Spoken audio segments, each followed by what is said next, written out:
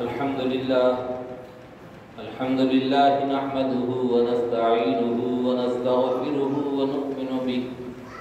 ونؤمن به ونتوكل عليه ونعوذ بالله من شرور أنفسنا ومن سيئات أعمالنا من يهده الله فلا مضل له ومن يضلله فلا هادي له ونشهد أن لا إله إلا الله وحده لا شريك له ونشهد أن سيدنا ونبينا ومولانا محمدا عبده ورسوله صلى الله تعالى عليه وعلى آله وأصحابه وبارك وسلم تسليما كثيرا أما بعد فأعوذ بالله من الشيطان الرجيم بسم الله الرحمن الرحيم اقرأ باسم ربك الذي خلق الإنسان من علق اقرأ وربك الأكرم الذي علم بالقلم علم الإنسان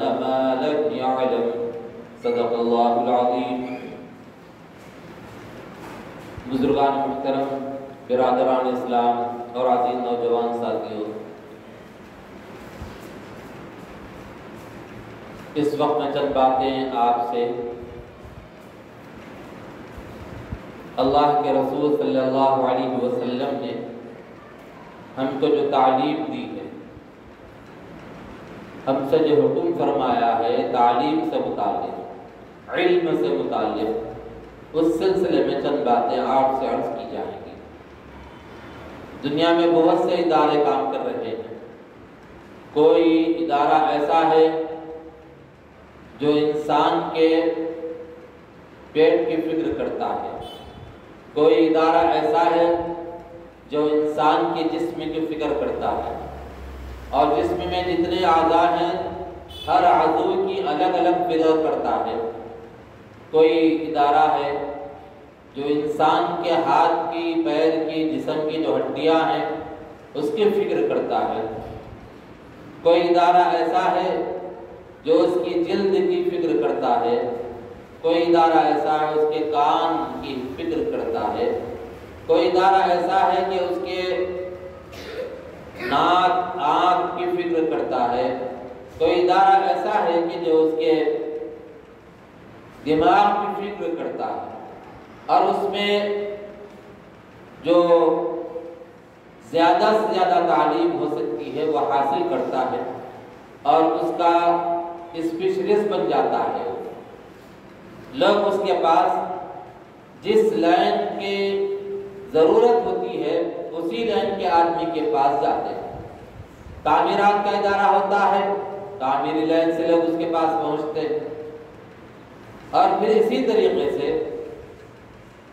بہت سے ادارے دنیا میں ہیں اور ہر ایک الگ الگ طور پر کام کر رہے ہیں.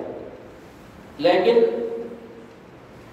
اللہ کے رسول صلی اللہ علیہ وسلم نے بنیادی طور پہ جو ہم کو تعلیم دی ہے وہ تعلیم ایسی تعلیم ہے جس سے آدمی سارے شعبوں پہ کنٹرول کرتا ہے.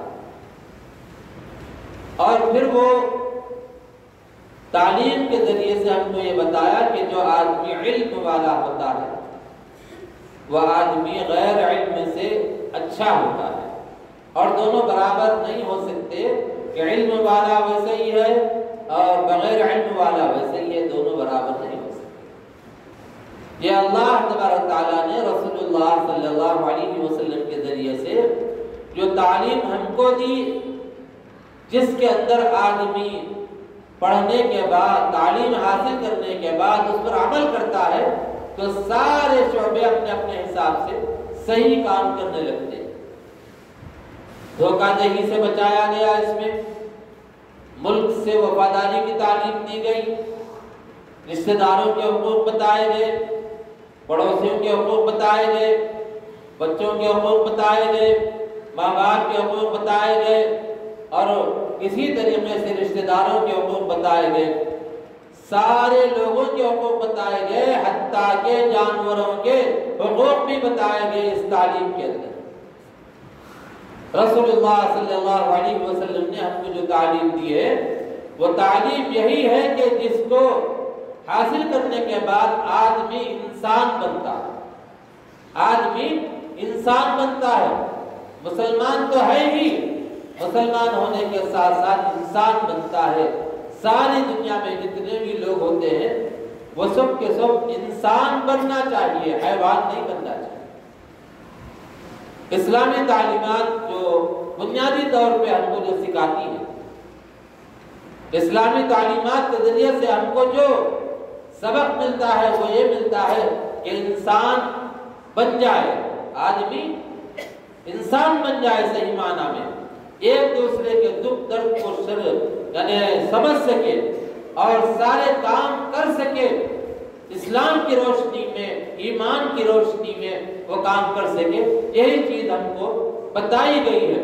اس سے ہٹ کر جو تعلیمات ہیں وہ تعلیمات صرف دنیاوی فائدے کے لیے، لیکن اسلامی تعلیمات جو ہیں دنیا کا بھی فائدہ ہے اور آخرت کا بھی فائدہ ہے اس میں۔ اور اللہ تبارک تعالیٰ نے مثالیں دے کر فرمایا هل يستوي الذين يعلمون والذين لا يعلمون، بتاؤ جاننے والا اور نہیں جاننے والا دونوں برابر ہو سکتے ہیں؟ هل يستوي الأعمى والبصير، نابینا اور بینا دونوں برابر ہو سکتے ہیں کیا؟ نہیں ہو سکتے۔ اسی طریقے سے فرمایا هل يستوي الظلمات والنور، روشنی اور تاریکی دونوں برابر ہو سکتے ہیں؟ نہیں ہو سکتے۔ روشنی آئے گی، تاریکی چھٹ جائے گی، اندھیرا چھا جائے گا تو روشنی ختم ہو جائے گی، آنکھ چلی جائے گی تو اس کو اندھیرا دکھے گا، جب آنکھ کی بینائی آئے گی تو روشنی ہی روشنی نظر آئے گی، جہالت ختم ہو جائے گی تو اس کو علم آئے گا، علم کی روشنی کے ذریعے سے سارے چیزوں کو دیکھ کر وہ کام کر سکے گا۔ یہی تعلیم دی گئی، اور اللہ کے رسول صلی اللہ علیہ وسلم نے دینی تعلیم کے ساتھ ساتھ دنیاوی تعلیم سے منع نہیں فرمایا۔ حدیث پاک کے اندر آتا ہے اللہ کے رسول نے فرمایا کہ اطلب العلم ولو کان بالصین، علم حاصل کرو اگرچہ کہ تم کو وہ چائنا میں ملے، چین جا کر علم حاصل کرنا پڑے تو بھی اس کو وہ علم حاصل کرو۔ کسی علم سے منع نہیں کیا گیا۔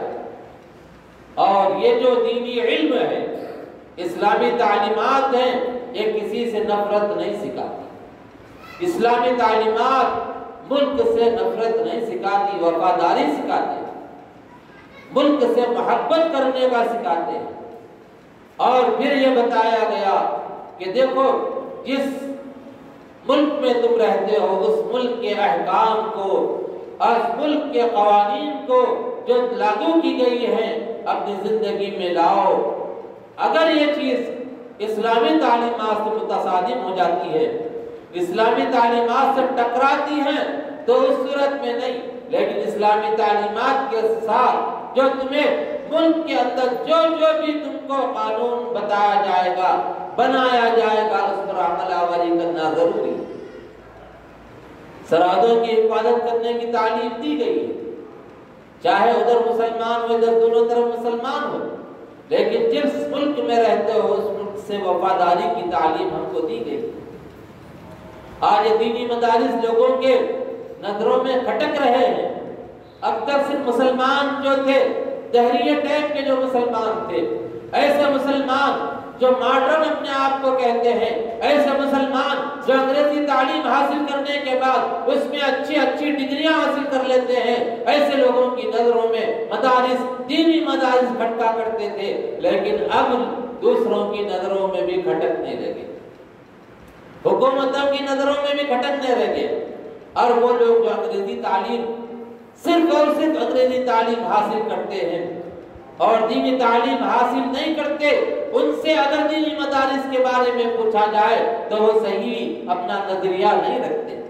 حالانکہ مدرسے ایسے ہیں جس کی وجہ سے مسجد میں امام ملتا ہے، جس کی وجہ سے مؤذن ملتا ہے، جس کی وجہ سے آپ کو معلم ملتا ہے، جس کی وجہ سے آپ کو قاضی ملتا ہے، جس کی وجہ سے آپ کو اسلامی جج ملتا ہے، جس کی وجہ سے آپ کو حافظ قرآن ملتا ہے، جس کی وجہ سے آپ کو عالم ملتا ہے، جس کی وجہ سے آپ کو مفتی ملتا ہے۔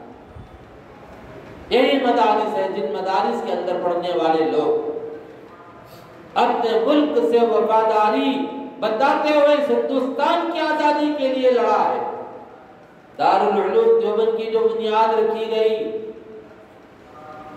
اس کے اصل بنیاد کو اگر ہم دیکھیں گے تو پتا چلے گا کہ جب ہندوستان پر انگریز چھا گئے، انگریزوں نے یہاں پر قبضہ کر لیا، ایسٹ انڈیا کمپنی کے ذریعے سے وہ آئے اور آنے کے بعد دھیرے دھیرے اپنے تعلقات بڑھاتے گئے اور دھیرے دھیرے یہاں کے جو محکمے تھے سارے محکموں کے اوپر اپنا اثر رسوخ قائم کرتے چلے گئے اور اس کے بعد دھیرے دھیرے اتنا اثر قائم کیا کہ اس وقت میں جو بادشاہ تھا، بادشاہ کو انہوں نے گھیر لیا اور قلعے کے اندر محصور کر دیا۔ محصور کرنے کے بعد اس بادشاہ کو بھی پکڑا گیا، پکڑ کر ہتھکڑیاں لگا دی گئی اور اس بادشاہ کے سامنے اس کے نوجوان بیٹوں کے سروں کو لا کر پیش کیا گیا۔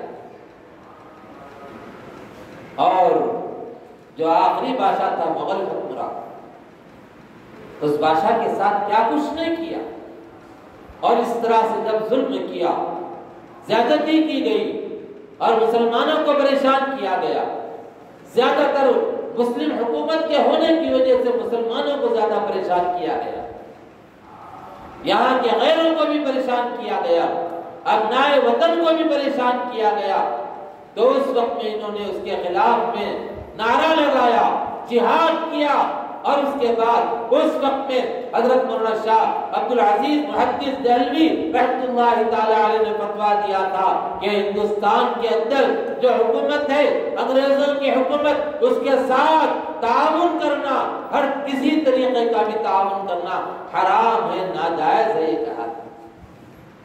اور یہ کہنے کے بعد ان پر ظلم زیادتی کی گئی، مصیبتوں کے پہاڑ ڈھائے گئے، کالا پانی میں بھیجا گیا، مسلمانوں کی لاشیں دلی کے درختوں پر نظر آنے لگے، اور دلی کے درخت گواہ ہیں کہ وہاں پر تقریباً 10,000 سے زیادہ علماء کرام کو درختوں پر لٹکایا گیا، دور سے 8 کا حصہ نظر آتا تھا، قریب جانے کے بعد پتہ چلتا کہ کسی عالم دین کی وہ لاش ہے جو اس درخت پر لٹکائی گئی۔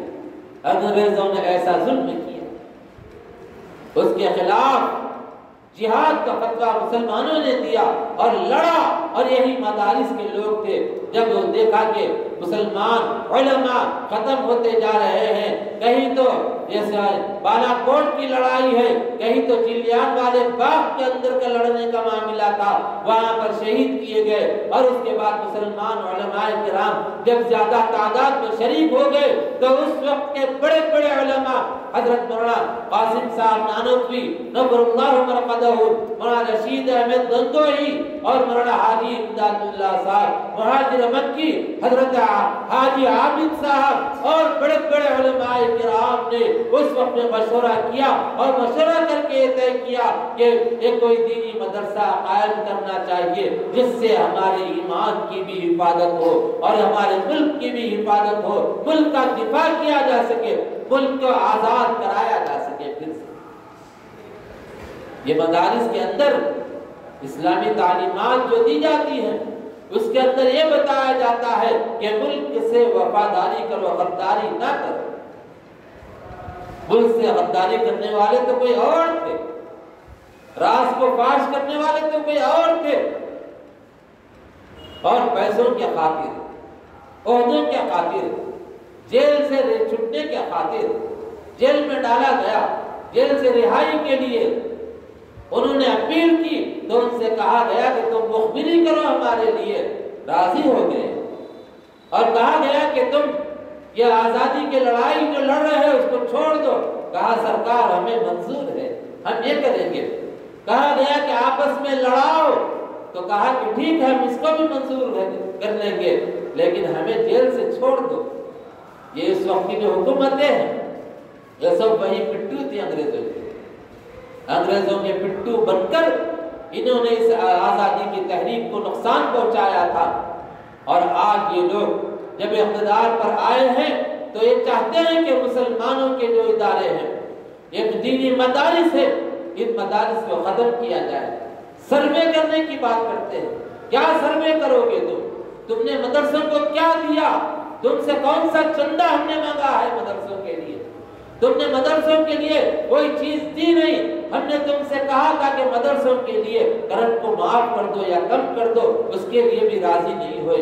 تم سے کہا گیا کہ مدرسے کے لیے نل کا پانی جو آتا ہے اس کو کم کرو، تو اس کے لیے بھی راضی نہیں ہوئے. اس پر بھی تم نے پانی کا ٹیکس لگایا اور اس کے بھی پیسے لیے اور تم نے کچھ نہیں دیا. ہم نے تو اپنے قوم سے چندہ کر کے ایک ایک پیسہ جوڑ کر، روپیہ 2 روپیہ جوڑ کر ان مدرسوں کی بنیاد رکھی، ان مدرسوں کو قائم کیا. اور آج اس پر تم رال ٹپکا رہے ہو، بری نظروں سے دیکھ رہے ہو اور یہ کہتے ہو کہ اس مدرسوں کے سروے ہونا چاہیے. انگریزی سے ہم نفرت نہیں کرتے، انگریزی پڑھانا چاہتے ہیں، لیکن انگریزیت کو پڑھانا نہیں چاہتے. ارے تم غور کرو، خالی تم لبادہ جو تم اپنے مذہب کا اوڑھ لینے سے پنڈت نہیں بنتے. دیکھو انگریز کس طرح سے یہاں پر کیا کام کرتے گئے. آج انگریزی تھوڑی سیکھنے کے بعد یہ کہتے ہو کہ انگریزی ہر چیز کو سکھاؤ. انگریزی جب سیکھی جاتی ہے تو منع نہیں ہے اس سے، لیکن انگریزیت کو جب سیکھا جاتا ہے اپنے اثرات کو وہ لانے لگتے. تھوڑا سا آدمی کیا پڑھ لیتا ہے، آپ دیکھیے گھر کا نقشہ بدل جاتا ہے. نیچے بیٹھ کے سنت کے مطابق کھایا کرتا تھا، وہ سنتوں کو پامال کر رہا ہے. کہتا ہے کہ ٹیبل پہ بیٹھ کے کھائیں گے. گھر کے اندر تھوڑا سا سنتوں کا رواج دیا گیا تھا، دھیرے دھیرے وہ بھی ختم. انگریزی تعلیم پڑھ لیے بچیاں، شروع میں برقع پہنتے تھے، اس کے بعد جب انگریزی پڑھ لیے تھوڑا سا پیسہ آیا، برقع چلا گیا اور پھر اس کے ساتھ ساتھ دوپٹہ آیا. پھر تھوڑے دن کے بعد دوپٹہ بھی چلا گیا. اس کے بعد پھر لباس کٹ ہوتا چلا گیا. دھیرے دھیرے لباس بھی ایسا پہننے لگے جو انگریزوں کو خوش کرنے کے لیے اور سرکار دو جہاں سرور کون مقا تاجدار انبیاء صلی اللہ علیہ وسلم کو ناراض کرنے والا لباس پہن لیا. حضرت بی بی فاطمہ الزہرا رضی اللہ تعالی عنہا کا لباس تو دیکھو، ان کے بچیاں اور ان کے صاحبزادی، حضور کے صاحبزادیاں کیسا لباس پہنتی، صحابیات کا لباس کیسا ہوتا، جسم کا کوئی حصہ نظر نہیں آتا. اور ہارون رشید کی بیوی حضرت زبیدہ کا واقعہ مشہور ہے کہ گھر میں ننگی کر رہی تھی، ایک دم سے غلام آ گیا. ہمارے پاس تو نوکر سے پردہ نہیں، اور پھر جیٹ سے پردہ نہیں، اور پھر دیور سے پردہ نہیں، خالو سے پردہ نہیں، ماموں سے پردہ نہیں، بہن بھائی سے پردہ نہیں. یہ سب کرتے جا رہے جو کہ گناہ ہے، گناہ. اور جس سے نکاح ہو سکتا ہے اس سے پردہ کرنا چاہیے. یہ مسئلہ یاد رکھنا. جس سے نکاح ہو سکتا ہے اس سے پردہ کرنا چاہیے. جس سے نکاح نہیں ہو سکتا اس سے پردہ نہیں ہے. لیکن اس کا بھی جو اس کے لیے بھی کیا ہے، سامنے اگر آنا ہو تو صرف چہرہ کھلا رہے گا، ہاتھ کی جو ہتھیلی وغیرہ اور نیچے پیر کا جو ٹخنوں سے نیچے کا جو حصہ ہے وہ اس کے سامنے کھول سکتے ہیں. اس سے ہٹ کر دوسرا سب کچھ پردہ ہے. بھائی کے سامنے بھی ویسے ہی، باپ کے سامنے بھی ویسے ہی، اور پھر اسی طریقے سے ماموں کے سامنے بھی ویسے ہی، چاچا کے سامنے بھی ویسے ہی. یہ اسلامی تعلیمات. قرآن میں اللہ نے فرمایا پارے 4 کے اندر حرمت علیکم امہاتکم وبناتکم وبنات الاخت وامہاتکم اللاتی.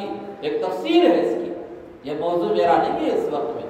میں صرف یہ بتانا چاہتا ہوں یہ مدارس وہ ہیں جس کے اندر ہندوستان کو آزاد کرانے والے پیدا ہوئے، اور انہوں نے ہندوستان کی آزادی کی لڑائی لڑی اور گولیوں کو اپنے سینوں پر انہوں نے مقابلہ کیا. گولیوں کا مقابلہ سینوں سے انہوں نے کیا. اور جلیان والا باغ کے اندر کیسا لوگوں کو گولیوں سے بھونا گیا تھا. بھلا بتاؤ کتنے لوگ ہیں جو اس وقت میں حکومت میں بیٹھے ہوئے وہ لوگ اس کے اندر تھے کہ ادھر توپ لگا دیا, ادھر توپ لگا دیا گیا, ادھر توپ لگا دیا گیا, چاروں طرف سے توپ کے دہانے. اس باغ کے اندر جو لوگ تھے آزادی کی لڑائی کے لیے جمع ہوئے تھے, وہاں پر اکٹھا ہو گئے تھے, انہوں نے توپ لگا کر اندھادھند فائرنگ کی. کسی شاعر نے کہا ہے پتا پتا ٹوٹا پوٹا حال ہمارا جانے ہے, جانے نہ جانے گل ہی نہ جانے باغ تو سارا جانے ہے. اور آج ہم سے کہتے ہو کہ مدارس, کہیں ایسا تو نہیں کہ قوم دشمن بن رہے ہیں؟ آؤ دیکھ لو, ہمارے مدرسے کھلے ہیں ہمیشہ, اور ہمارے مدرسوں میں کیا تعلیم دی جاتی ہے؟ باپ کا حق کیا ہونا چاہیے وہ بتایا جاتا ہے, ماں کا حق کیا ہے وہ بتایا جاتا ہے, ماں باپ کی دیکھ بھال کے بارے میں, ان کی خدمت کے بارے میں بتایا جاتا ہے. اور تم نے تو شادی کر کے بیوی کو ایک کے حوالے کر دیا, اپنے آپ پہ چھوڑ دیا, جاؤ جی لو, اور آج مدارس کی طرف پڑے ہو. اور سنیاسی اسلام میں نہیں بتائی جاتی. اسلام کے اندر تو یہ بتایا جاتا ہے کہ شادی کرو, بیاہ کرو, بچے ہیں تو بچوں کی پرورش کرو, وہ شریعت ہے. بچوں کے لیے محنت کرو, یہ شریعت ہے. بچوں کے لیے کماؤ, یہ شریعت ہے.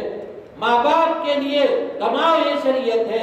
ماں باپ کو بڑھاپے میں اپنے ہاتھ سے لقمہ بنا کے کھلاؤ, یہ شریعت ہے. ماں بوڑھی ہے تو اس کے پیر دباؤ, یہ شریعت ہے.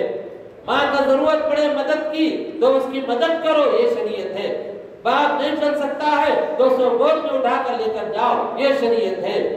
بچہ چھوٹا ہے چل نہیں سکتا تو اس کو گود میں اٹھا کر لے کر جاؤ, یہ شریعت ہے. کوئی غریب ہے خاندان کے اندر, اپنے آپ نہیں جی سکتا تو اس کی مدد کرو, پیسے کے ذریعے سے, مال کے ذریعے سے, اناج کے ذریعے سے, یہ شریعت ہے. پڑوسی ہے, غیر مسلم ہے, ہندو ہے, اگر غریب ہے تو اس کی مدد کرو اناج کے ذریعے سے, پیسے کے ذریعے سے, یہ شریعت ہے. راستے میں کانٹا بچھا ہوا ہے, کانٹے ہٹاؤ, یہ شریعت ہے. راستے میں پتھرے ہیں, پتھر سے اگر ٹھوکر لگنے کا اندیشہ ہے تو اس کو راستے سے ہٹا دو, یہ شریعت ہے. یہ شریعت اسلام میں جو سکھائی جاتی ہے مدرسوں کے اندر, یہ نہیں سکھایا جاتا کہ مرنے کے بعد ان کو پلنگوں سے باندھ کر جلا دو, یہ نہیں سکھایا جاتا. ستی کی رسم جو اس وقت میں یہاں پڑتی, کس کی وجہ سے رک گئی؟ وہ اسلام کے آنے کی وجہ سے رک گئی. ذرا غور کر کے دیکھو کہ اسلام نے کیا کچھ یہاں پر نہیں دیا. بیٹی پیدا ہوتی تو بیٹی کو معیوب سمجھا جاتا تھا, بیٹی کو غلام سمجھا جاتا تھا, باندھی سمجھا جاتا تھا. اس ملک کے ہندوستان کے اندر اسلام کے آنے کے بعد بیٹی کو درجہ دیا گیا, بیوی کو مقام دیا گیا, ماں کو مقام دیا گیا. شریعت نے کہا, اسلام نے کہا, سرکار دو عالم صلی اللہ علیہ وسلم نے فرمایا کہ ماں کے قدموں کے نیچے جنت ہے. اور یہ فرمایا کہ باپ جنت کے دروازوں میں سے بیچ کا دروازہ ہے. اور وہ لوگ جو اپنے ماں باپ کو بوڑھے ہونے کے بعد لے جا کر وہ ہاسپٹلوں میں ڈال دیتے ہیں, اولڈ ایج ہوم جو ہاسپٹل ہے, بوڑھے لوگوں کے جو ہاسپٹل بنے ہوئے وہاں لے جا کر ڈالتے ہیں. چھوٹے جب تو تمہاری پرورش ماں باپ کرے, ذرا سا بڑھاپا آ گیا تو ان کی پرورش کرنے کے لیے تیار نہیں ہے, دیکھ بھال کرنے کے لیے تیار نہیں ہے, پیسے دے کر ان کو ہاسپٹلوں میں ڈال رہے ہیں. دوستو اور بزرگوں, غور کرو, اپنائے وطن غور کریں, ہماری حکومتیں غور کریں, دیکھیں کہ کیا ہو رہا ہے اس ملک کے ہندوستان کے اندر. ذرا وہ تو جا کر دیکھو, مدارس میں جھانکنے سے پہلے, مدارس کا سروے کرنے سے پہلے اپنے دھرم شالاؤں میں جا کر دیکھو, اور وہ گھروں کے اندر جا کر دیکھو جنہوں نے انجینئرنگ حاصل کی, جنہوں نے انجینئرنگ کی تعلیم حاصل کی, ڈاکٹر بن گئے, بڑے بڑے عہدے پر فائز ہو گئے, لیکن ماں باپ بوڑھے ہو گئے تو لے جا کر ان کا ہاسپٹلوں میں ڈال دیا گیا. کبھی تم نے جھوٹے منہ سے کہا کہ بھائی اپنے ماں باپ کی خدمت کرو؟ چھوٹے جب پالا, کیسے پالا؟ اپنے منہ کا نوالا روک کر بچوں کو کھلایا, خود نہیں پی کر بچے کو پلایا, خود نہیں پہن کر بچے کو پہنایا. ماں ادھر کھڑی ہوئی, باپ ادھر کھڑا ہوا ہے, بچے کو چلنا نہیں آتا, بچے سے ماں کہتی ہے بیٹا اٹھو, ذرا سا اٹھو اٹھو, ذرا سا اٹھ جاتا ہے. کہا کہتی ہے بیٹا آ جاؤ آ جاؤ آ جاؤ. جب بیٹا بھاگنے لگتا ہے تو اس کو پتا ہے کہ بیٹا نہیں چل پائے گا، لیکن جیسے ہی یہ قدم وہ بڑھاتا ہے تو فوراً آگے بڑھ کر اپنے گود میں لے لیتی ہے اور لے کر کہتی ہے کہ میرا منا آج تھوڑا سا ایک قدم چلا ہے، اور اس کے چہرے پہ خوشی آ جاتی ہے۔ اس طرح محبت سے پالا۔ رات میں بیمار ہے، کان میں درد ہو گیا، بچہ نہیں بول پاتا، نہیں بول سک رہا ہے، رات میں پریشانی کے عالم میں کبھی ماں لے کر ٹہل رہی ہے، کبھی باپ لے کر ٹہل رہا ہے، کبھی یہ دواخانے کے چکر کاٹ رہا ہے، کبھی وہ دواخانے کے چکر کاٹ رہا ہے۔ پھر کچھ سمجھ میں نہیں آیا تو پڑوس والے کو جگا دیا اور کہا کہ بھئی دیکھو بچہ بہت رو رہا ہے۔ کبھی سمجھ میں آیا تو مول صاحب کے پاس گئے، جا کر کہا کہ مول صاحب ذرا سا کچھ پڑھ دیجئے، دعا پڑھ دیجئے، بچہ بہت رو رہا ہے، کئی گھنٹے سے مسلسل رو رہا ہے۔ ماں بے تاب ہو گئی، باپ بھی بے تاب ہو گیا۔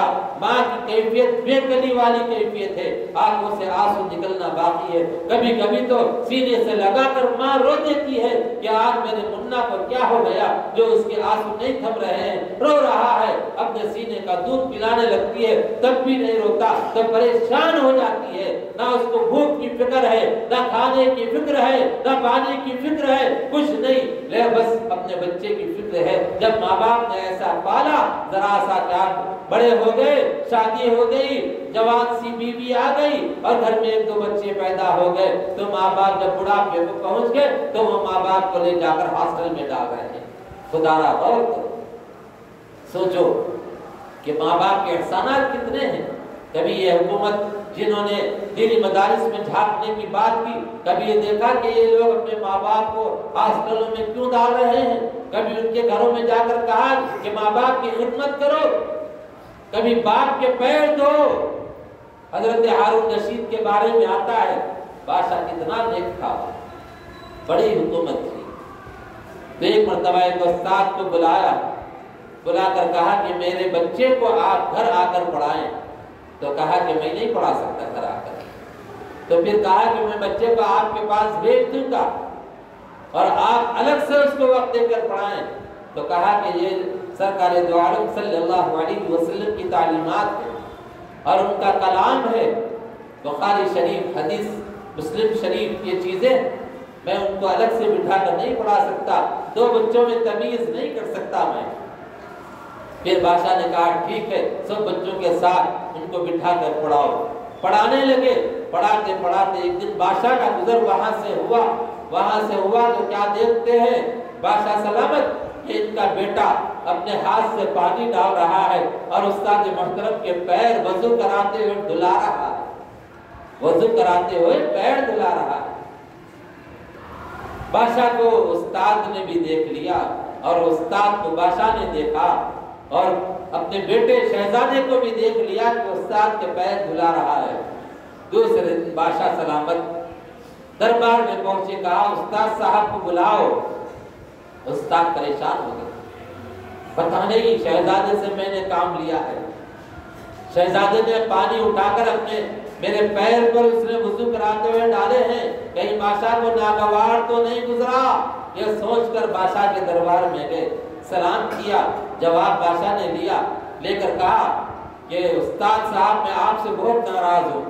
تو کہا بادشاہ سلامت مجھ سے غلطی ہوئی، میں معافی چاہتا ہوں آپ۔ کہا معافی کی وجہ اس کی ضرورت نہیں ہے مجھے، میں ناراض اس بات پر ہوں کہ آپ نے میرے بچے سے کل وضو کے لیے لوٹنے سے پانی ڈال رہا تھا، میں نے اس کو دیکھا تو خوشی ہوئی، لیکن ناراضگی تب ہوئی جب دیکھا کہ دوسرا ہاتھ اس کا خالی تھا۔ آپ اس سے کہتے کہ وہ ہاتھ سے آپ کے پیر کو لگڑے، وہ کہتے کہ اس سے آپ کے پیر کو لگڑے، تب مجھے اور زیادہ خوشی ہوتی۔ اس وجہ سے مجھے ناراضگی ہو رہی ہے، تم نے ایک ہاتھ سے تو پانی ڈالنے دیا اور دوسرے ہاتھ کو خالی رکھا، پیر لگڑا کے اس سے۔